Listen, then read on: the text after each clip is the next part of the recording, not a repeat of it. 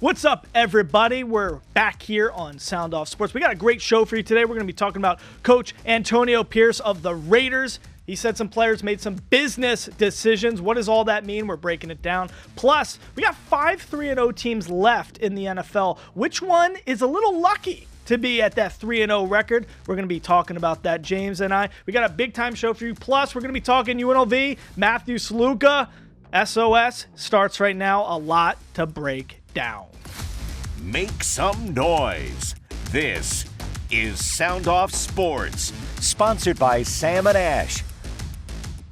Hello, everybody. Welcome to Sound Off Sports. I'm your host, Mike Davis, joined by my main man, James Edward Barrickman, the fourth. James, I feel like I have balsamic vinaigrette all over. I wolfed down a salad. It was just all over my face. This is smells glorious. good. I need one. You were jealous of this salad. It looked amazing from Sprouts, right? From Sprouts, great salad. You gotta love that balsamic vinaigrette. But here on SOS, we want to fixate and focus on everything that went down with Coach Antonio Pierce and the Raiders and the fallout from losing 36-22 to an 0-2 Carolina Panthers team that had benched Bryce Young, the former number 1 overall pick who's been struggling. They bring in the red rifle, 36-year-old Andy Dalton comes in and does his thing. And listen, James, I was at this game. From the very get-go, there was no chance the Raiders looked like they just didn't even suit up the play. I was saying this leading up to the game, and after the game actually played out, I can't believe I didn't see it. Why didn't we see this coming? You know, it was a classic letdown spot for a bad football team, which is what the Raiders are, coming off a massive upset win in Baltimore, coming home now kind of fat and happy, getting what we think was the worst team in the league coming into town with a new quarterback, a veteran in Andy Dalton, who just so happens to still be undefeated now against the Raiders, comes in, balls out, and kind of embarrasses the Raiders on their home turf after they came off a big win in Baltimore, a really tough loss for AP.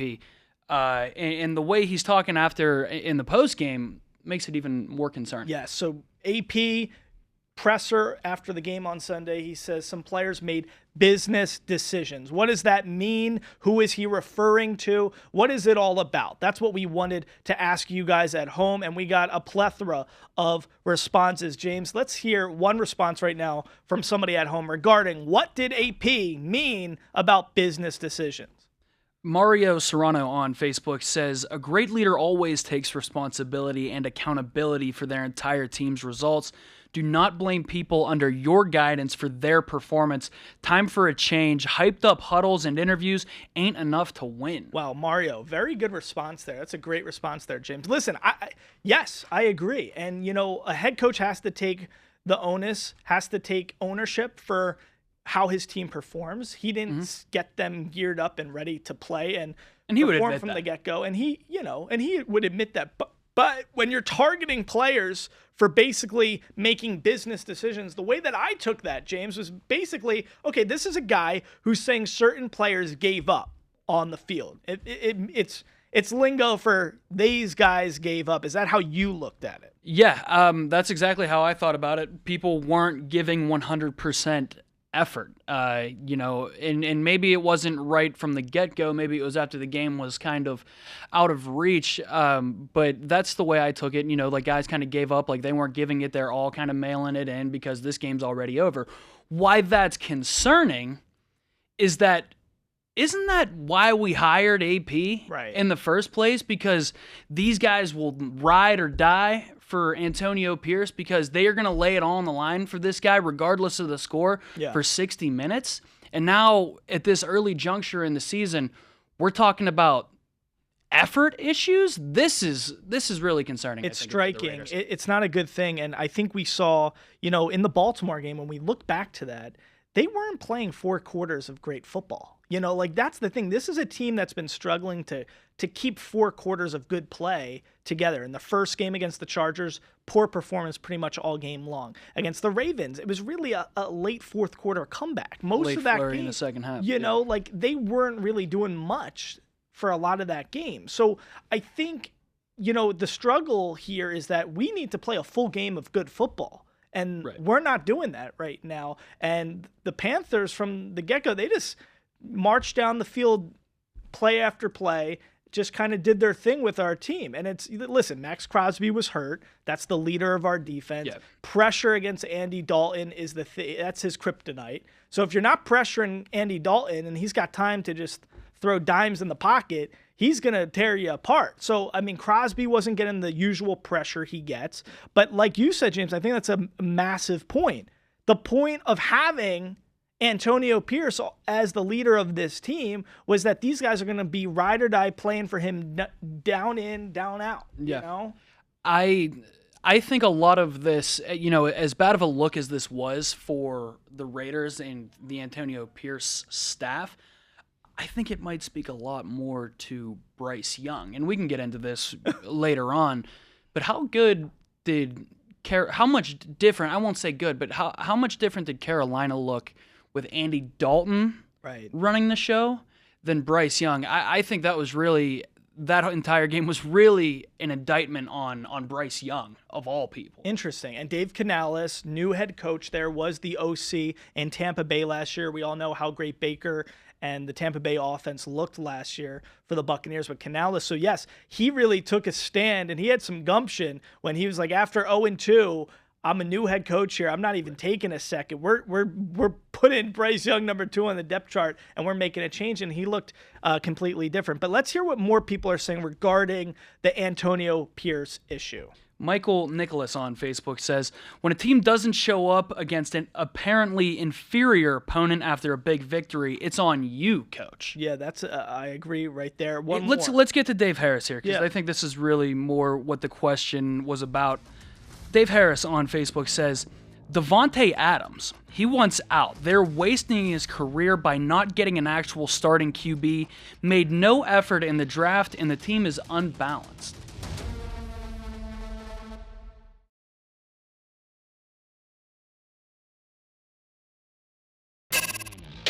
Welcome back to Sound Off Sports, where right now I am joined by a great dude, Gus Wenner. Yes, he is the CEO of Rolling Stone. He has now partnered with Life is Beautiful to put on this great event here in our city. We all know Life is Beautiful, a major event for our city. Gus, great to have you guys with us and putting on this great event this weekend. Let's start with this. Rolling Stone, it's a legacy brand. It's such an amazing partnership. You got Rolling Stone, historic. Now with Life is Beautiful, tell us this match. It seems like it's a great partnership, live events, making more of a digital footprint for Rolling Stone now in the future. Tell us a little bit about your history with Tony Hsieh, who was the founder of Life is Beautiful, and why this is such a great partnership for both Life is Beautiful and Rolling Stone. Well, first of all, Tony was an amazing guy I didn't know him for a very long time, but when I got to know him, I was kind of struck by his imagination. And it did remind me quite a bit of the roots of Rolling Stone and how imaginative it was and continues to be. And it's kind of core of promoting creative freedom and expression. And Life is Beautiful seemed to embody all of that. So it felt like a really good fit, and in an area that we don't have a huge presence in. We do events, but not at that scale. And so that was appealing, and seeing if we could combine those two things and our ability to storytell and our journalism and our scale and reach online and across our platforms with a physical event of this size and impact, and Vegas being such an incredible backdrop for it all. It felt really unique. So that was what kind of spurred the connection. Yeah, the footprint, just a few short years from 2013, Life is Beautiful has made such a footprint here in our city. You're an interesting guy because your pedigree, not only, your father, Gus Wenner, who founded Rolling Stone, but you at Brown University, you go there, you had a band called Gus and Scout, made some great music. So beyond just the pedigree with your father, and from a journalistic standpoint, you also are a performer and you know what it's like to perform and be a musician. So tell us a little bit about how that kind of informs the way that you're putting on this event and how you look towards not only Rolling Stone, but just putting on live events like Life is Beautiful. Well, you're making me embarrassed, but I love music so much, right? It's at the core of who I am and how I see the world and my own philosophy. And I feel it's probably the most powerful tool to create change and impact in this world and carry a message. And makes me feel even more deeply about music and being a okay guitar player with a bad voice. Well, I guess mean, it gives me a little bit of a deeper appreciation for it and understanding what it means to perform, and that's helpful, with every aspect of what we do, whether it's dealing with the people we have. Like I just have our new cover next to us. I'm not trying to do a shame, but that's Chapel Run. But I mean, every aspect of what we do, that's the spirit that kind of runs through it. So it's really helpful that I understand it on a deeper level. Yeah, you're a very interesting guy because, as you're a couple years older than me, your influences are guys like Graham Parsons, Levon Helm. So it's interesting. But, to me, your dad, Jan Wenner, legendary figure, obviously founded Rolling Stone. To me, if my father was Jan Wenner, I'd be terrified to then go into the business of Rolling Stone and serve in that similar role that he did, because how can you top a guy like your dad and Jan Wenner? So I'm curious, you've done so much since you joined Rolling Stone and expanding the digital footprint, thinking a little bit differently about live events and curating those types of things. How are you planning on, I'm curious how you approached it. Did you try to implement a lot of the same things that your father did and do some other things on your own? How did you approach taking what your dad did and learning from that, but also bringing a little bit of yourself into the equation? We're getting deep here. He's, in my opinion, one of the greatest editors ever. And I've always said that that's not my gift, you know what I mean? But I have learned so much about journalism from him. But he also just had a vision and a point of view on the world, and he was like not afraid to take risk. And so I've really learned so much from him and consult with him often, and that's an incredible resource. Very, much of my story has been taking that and evolving it and applying it to a completely new world. When I was coming up and when I came into the business and then eventually started running it and took it over, digital was like upending the entire publishing industry. So I never like ran away or felt intimidated by that. I actually felt like so fortunate to be in that position and have that resource there, that I wanted to do everything possible, work as hard as I could to make the most of it. But it was very much and is very much a sort of proof in the pudding situation, because I was building something from scratch. Like we didn't have a digital business, and he wasn't a digital thinker. He was very much a magazine person. And we were, it was not a smooth road. Like it was, when I came in, it was like bumpy, really like stormy clouds above. So I just, if it wasn't working, then I should do something else. But I was in love with it. I am in love with it. And it was working, and we were turning corners we needed to turn. So I just didn't look back, kept it eyes. And of course, to me, Gus, everything, in life, it's about moments. You were at Life is Beautiful last year. One of the big moments that you remember is a moment with Jacob Collier and T-Pain doing the classic song by Gnarls Barkley, Crazy, and you loved hearing T-Pain kind of do that. What is going to be that moment this year? Why do people need to be at Life is Beautiful this week? And what's that moment, that defining moment we're all going to remember? Yeah, I mean, that moment you mentioned was such a moment. I was like, the hairs on my skin were, because T-Pain, it's rare you hear him. I think more people have now, but especially then, like, you don't hear him sing without auto-tune that much. And he's got such an incredible voice, and Crazy is an unbelievable song. And hearing him do it, I was like, and just like that surprise factor was just like, you can't manufacture that. So I'm glad you brought that up, because that was incredible. Sometimes I just go on YouTube and rewatch that.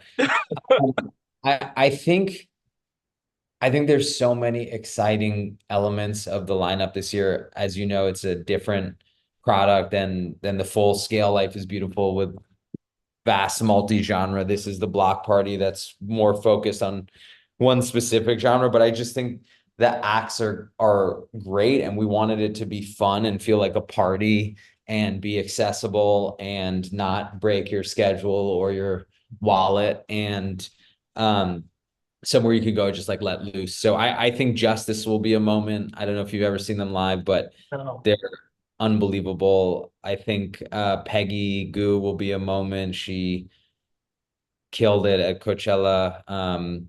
Probably one of the most energetic sets of that whole festival. That I think there's so much talent across the bill. Jungle, Jamie XX, and then LCD Sound System is probably the moment of moments. All right, there you go, Edward Augustus.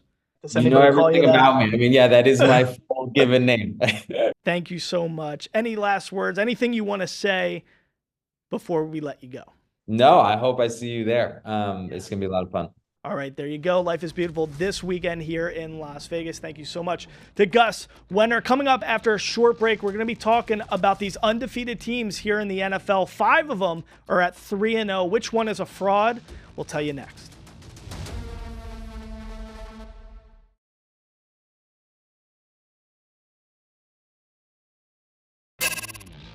Hello, everybody. Welcome back to SOS. So we got 5 teams currently in the NFL that are 3-0. Yes, 5 of them. We got the Chiefs, we got the Bills, we got the Seahawks, we got the Vikings, and of course we got the Steelers. James, your Steelers. Steelers, baby. Let's talk about this. I mean, puzzling that these are the 5 teams that are 3-0 at this juncture. I think a lot of us maybe expected the Chiefs, but, still. I think Chiefs and Buffalo, we can kind of sit here and say, yeah, we probably expect those guys. Yeah. I do think, though, it's fascinating if we're starting with both of those teams. The Bills have looked so great, especially with a new look team. To me, without Stephon Diggs. Without Stephon Diggs, it's a great team. Josh Allen is smart with the ball this year. He looks kind of different. The run game, tremendous. He's dumping the pass is off to everybody. You're getting Shakir in. You're getting Coleman. Everybody's getting the doing a little bit more. Kincaid, Knox, Shakir. Like, everybody. He's getting the ball to everybody. And what I thought was really interesting, and I don't know if you saw this. Yeah. Threw a little shade Josh Allen did at Stephon Diggs. Oh, really? We can presume that it was about Stephon Diggs, but when asked about the start to the season this year for Buffalo, Josh Allen said he more or less said it's great what can happen when nobody cares about their stats. Wow. I mean, he's got to be talking about Diggs. Listen, Diggs, tremendous player. He's been playing well with the Texans, but Buffalo's a different organization. Stephon Diggs, city. He started with the Vikings, then he goes to Buffalo, but the thing is, he really is a guy fit more for like the Houston Texans, for the Dallas Cowboys, an organization like that. Buffalo is very, it's a smaller market. They're all about just football and buffalo wings. Exactly, and slamming themselves on, tables outside right. of a tailgate. Yeah. But, it's about, the team philosophy rather than the stats. And you'll see, I mean, the team is bought in. They look good, and I really like what they're doing. The Chiefs, on the other hand, they don't look as good as I think we anticipated. And I know sometimes they get off to a slow start. People online, as we pose this question, a lot of people are talking about the Chiefs and what's going on with the referees. Let's maybe hear a response regarding that, because I know that's the narrative from a lot of the football watching public. So this is from Adam Iribe on Facebook. He says, the Chiefs should be 0-3. The referees have missed too many calls.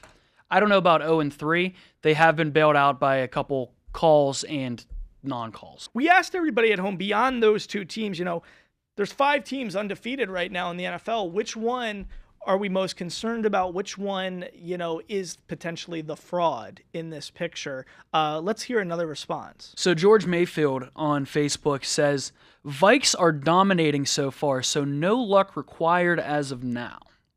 So Vikings, the not lucky team. As we head the break, let's hear one last thought on this 3-0, 5 NFL team situation. James Sisko on Facebook says, the Chiefs almost lost to Atlanta on a missed pass interference call, so definitely the Chiefs. They don't look good this year. Whatever is going on between Kelsey and Mahomes is throwing off the team.